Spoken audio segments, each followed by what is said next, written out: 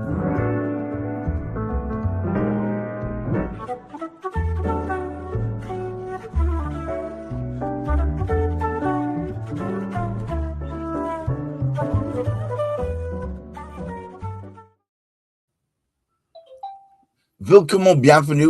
to another property live stream. This is, of course, Property Quorum. It's where we're going to lock heads, lock horns, and talk about a topic that's affecting or about to affect a large number of people. In this case, I'm afraid it's going to be landlords and portfolio people who have got a number of properties. This is all about letting agents. They need to be warmed.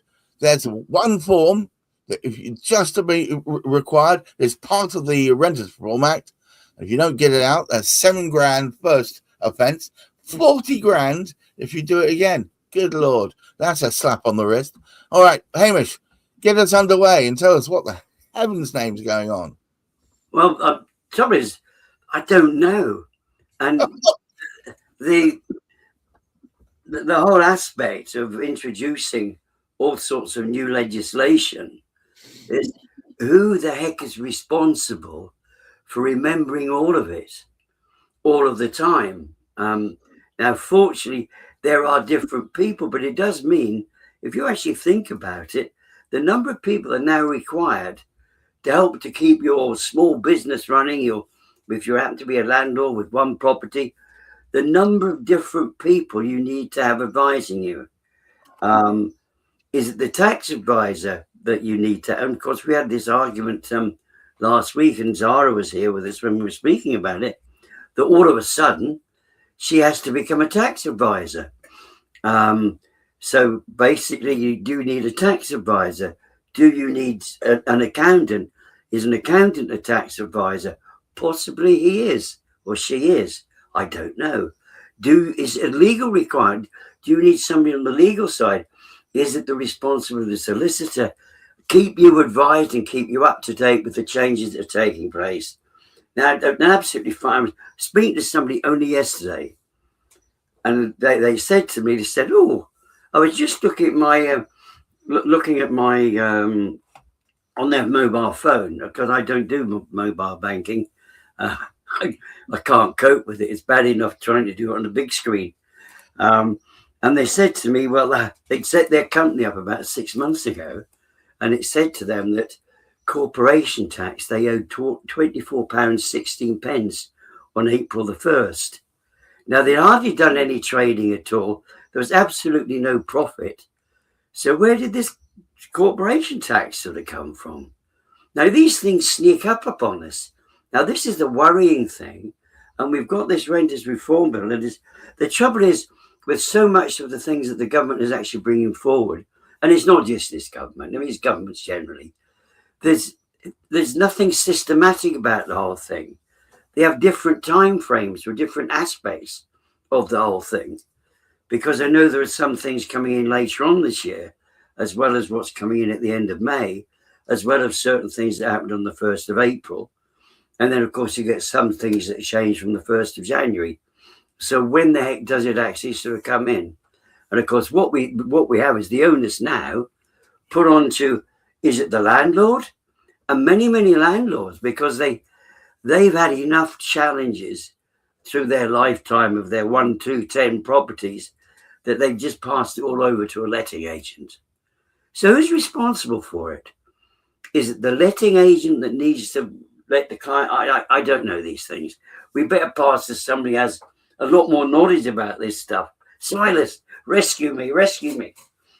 Silas, I'm feeling a bit, probably a bit irritable and mischievous. So I'm just going to play devil's advocate.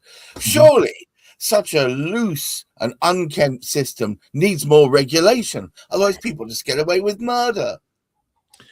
Well, of course, Gareth, I think one of the things that people look to for legislation is to stamp out the bad apples. But those bad actors, should I say, are in every industry, in every profession. It doesn't matter how well regulated it is. You will always find criminals doing criminal things or fraudsters doing fraudulent things. And so I'm to sort of anchor on to Hamish's point earlier. I'm not really sure what the idea behind this legislation actually is. It was supposed to give tenants better rights, better longevity of term of their tenancy within the property. But unfortunately, it seems to be doing quite the opposite, because there's been so much hoo-ha about this legislation coming into play. There's been a lot of misadvice in some respects floating around on social media. So a lot of landlords have heard headline news. They've thought, well, we've had a battering as far as our tax liabilities are concerned. We've had a battering as far as our profitability is concerned. Now we've got more and more legislation to comply with. Now I'm potentially going to be fined £7,000, £40,000, as you highlighted at the start of the show. And so landlords are beginning to ask the question, is it really worth it? I saw this week that there was a landlord in Scotland who wanted to thank a certain board or body within Scotland for keeping his non-paying tenant in his property for a full 12 months with no rent coming in, and a further 4 months whilst they went through the court action. So 16 months a tenant was living in a property, not paying any rent. And not only that, was what we would loosely describe as a hoarder. So not a square inch of that property was not covered in rubbish. And so the cost for that landlord to bring that property back into use, let's say they've lost probably, if it was about £800 a month, for example, they've lost an enormous amount of rental income. They've still had to pay the mortgage. Now they've got to clear the property, fumigate it, new carpets, new curtains, get it right, ready to go back into the rental market again, with the proviso that here's the gun to your head. If you get this wrong now, we're coming after you.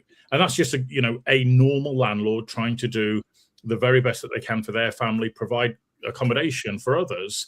And yet that story happens frequently, and it's happening more and more and more now because of cost of living crisis and tenants thinking that they can game the system. Not all tenants, not all landlords are bad, but this minority view that we're trying to address here with heavy-handed legislation, I think, is overkill.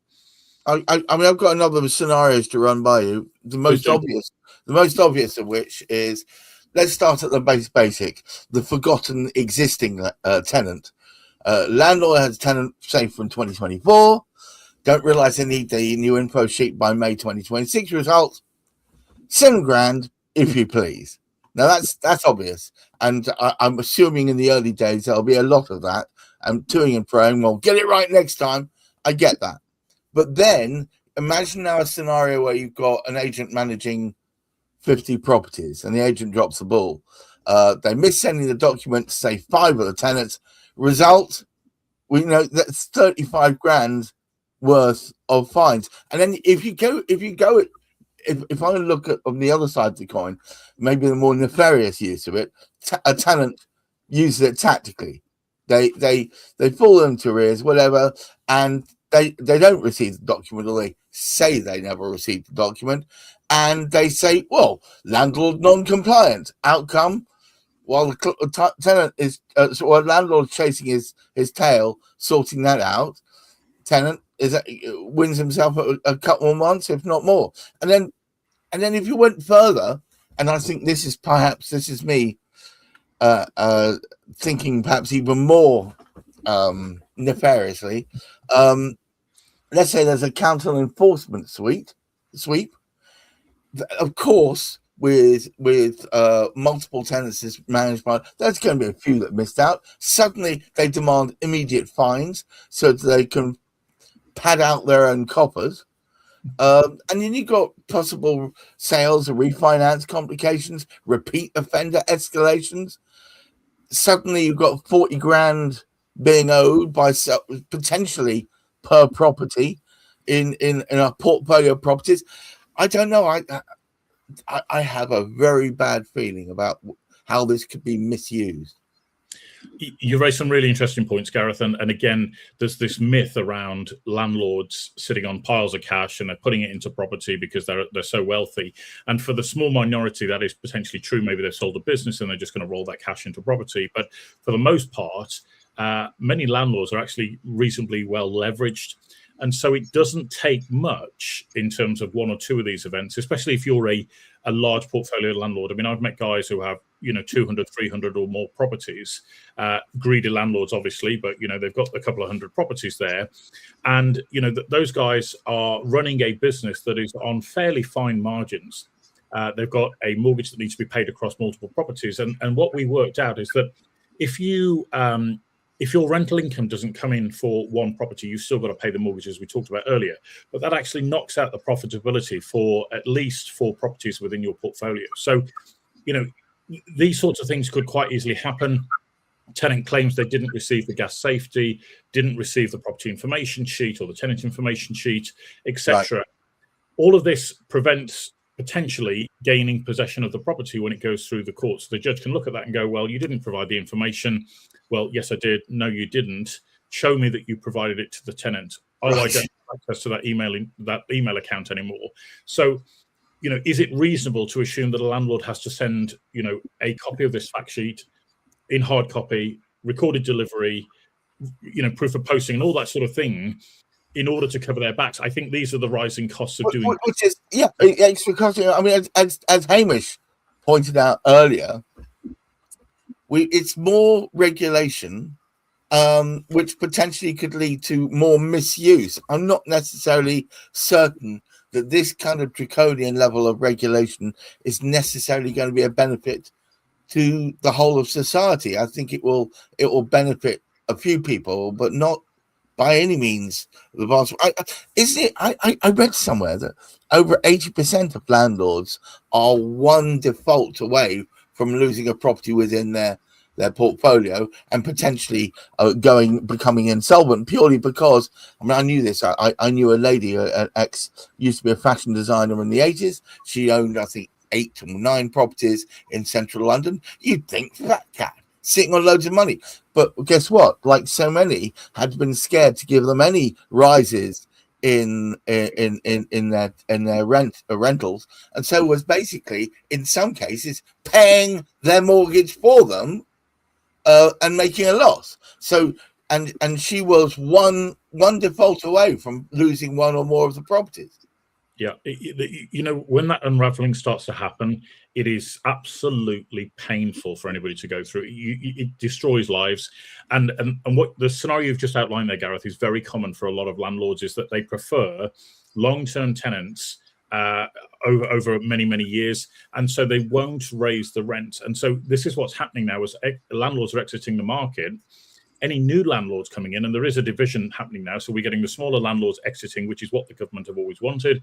They want larger landlords taking over, but of course this is why rents have risen so quickly, or the average rent has risen so quickly, because all of those smaller landlords are getting out who haven't raised the rent for years.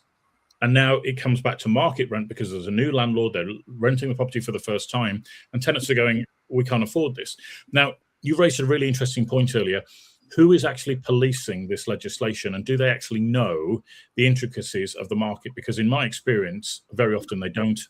No, I have a feeling it will be enforced in potentially a ham-fisted way, and where it might collect in a few miscreants, it will also knock flat a lot of honest, hard-working landlords who are usually got their own jobs as well, and are relying upon the agents to manage these things. The agents potentially get caught out if they've got a large portfolio and a couple of them haven't had the tenancy form.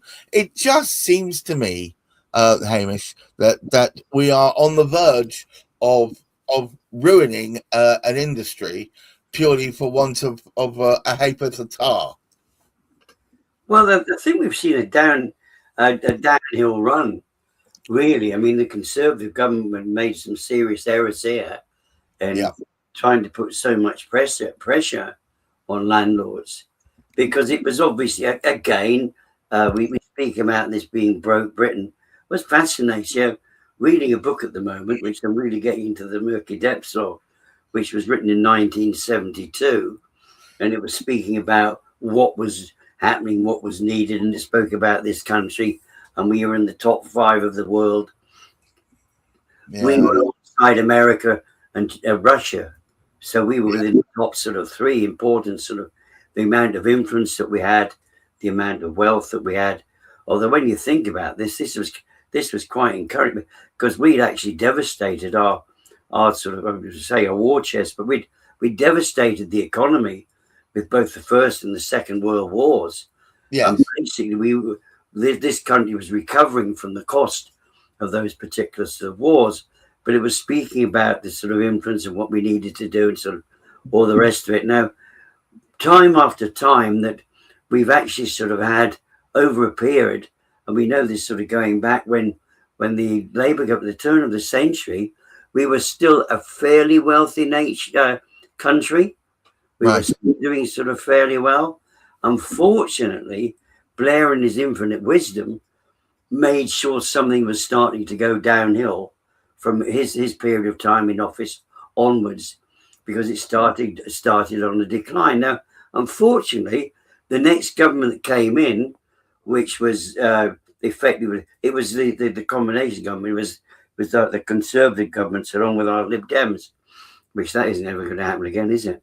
However, that sort of came in, and we saw that they didn't turn back the page. They didn't actually restore any of those things that we'd lost through the previous sort of government. The decline actually sort of continued. And they obviously looked at this because they thought, okay, we need to do something about the coffers. Where can we get some money? Oh, these here landlords. Yes. Now, the Conservatives would have known they better. do seem like an easy mark, don't they, Hamish? Are we moving from cool Britannia to cruel Britannia? Because it feels a bit like the government is looking for any way it can, and the councils looking for any way they can to replenish. And one of the easiest ways is to throw the hammer of Thor at the nearest landlord. It doesn't see. Silas, before I hand back to Hamish just to finish us off, have you got any thoughts about direction, or is there anything that you can perhaps, can you find something positive in all this? You know, Hamish just raised a really interesting point about the what I term now the uni party, because all of these politics seem to follow a certain direction, and yes. none of it seems to be for the greater good. And I think everybody's now got to the point where we've fed up, we've had enough, and there needs to be a change in thought. The thing that bothers me a lot, and I listen to some of these interrogation, shall we say, of the senior civil servants, and a lot of them have, with respect, come out of university and gone straight into a civil service position, and they have no clue about how to run a business, what's actually involved in the day-to-day of most of Britain who are employed in SMEs. And so there is a level of incompetence, and I do mean that they have no clue about how a drafted legislation then sits with the practicalities of day-to-day working life. And so we have this overburdened populace and businesses being unable now to actually start to, you can't bring a young apprentice in as a chippy or as a plumber, because the cost of hiring young blood is so expensive now. People are just saying we've had enough. So you've got 25% youth unemployment in London right now. And the last two times that happened was in the 1980s and 2008. So we have a very, very precarious financial situation. And unfortunately, many of the politicians, again, are career politicians. They only care about re-election. They haven't got that lifetime of experience. And I think we're entering a world, and, forgive me for saying this, but you've got people now like Rupert Lowe who are standing up and going, do you know what? We can't carry on like this. We've tried the utopia of open borders. We've tried the utopia of, massive legislation, and we need to cut all of this and get back to grassroots. And, I pride myself on working hard. I would far rather work hard for a smaller amount of money with the idea of having prospects to grow than reliant upon this minimum wage. It's not about bashing minimum wage. Yes, there has to be safeguards, but the point being, we think we can legislate our way into growth, and we really can't. That's just not the way it works. If you look at somewhere like India, for example, I love going to India because there's a vibrancy, there's a passion around what it means to be Indian, and the culture of being Indian, and the passion for the country. You can really feel that they're growing out of this, third world economy more towards a developing nation now, and it's vibrant, it's upbeat, people are patriotic, and it's wonderful. We've lost all of that. And I think it's now starting to return because people have realised we're in a very dangerous place. So I think we are going to see the slashing of legislation in the future because it's going to be necessary to fund economic growth, or we just decline. I love the Indian culture because it always seems to have a can-do attitude. It's not woe is me, all that happened. It's right. What can we do now? Yeah. Hamish, would you care to take us home, please? Slight change of tack in a way. We're still speaking about the similar sort of idea and the legislation. And I was just reminded there by something Silas said about different people coming into different positions and all the rest of it. And this is a bit of an overlap with what might have been a podcast tomorrow. It's going to put something out. But Reform have just sort of nominated their new spokesman for housing. And one of the things he was speaking about, the whole thing about housing is totally overregulated.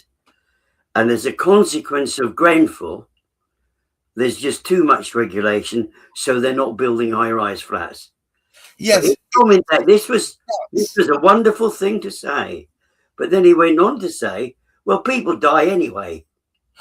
Yeah, oh my God, when I saw that, it's just... And I thought, well, where the hell's he come from? But he's come from significant positions. As Silas just suggested, he has all of this knowledge, but has he really lived life to be able to turn around and say people die anyway, so it's perfectly all right to carry on building unsafe housing because these builders have got away with it? But let's bring us back to what we were trying to speak about, because there is over-regulation there, but it is over-regulation by people who are not familiar with living in that particular life. A civil servant is a civil servant. If he hasn't worked in business, it's very easy to conjure up, oh, this is a good idea. Why don't we do this? Another way of earning money, another way of giving somebody some better rights.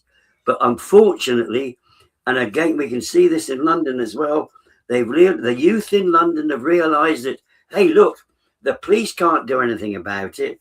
Nobody's going to take you to court. Let's go raid a load of shops. What is this all about? We've got all these regulations.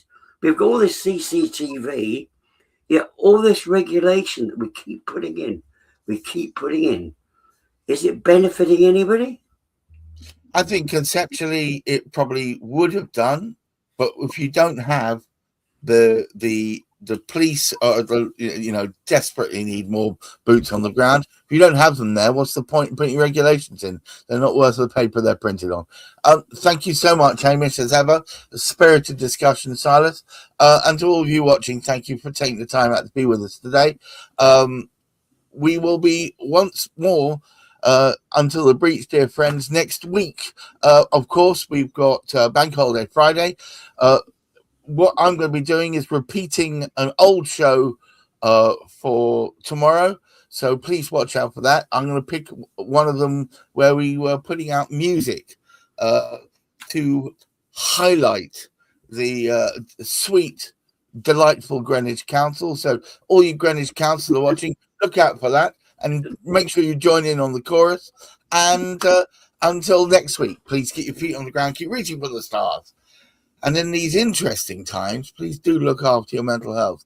Until then, bye-bye.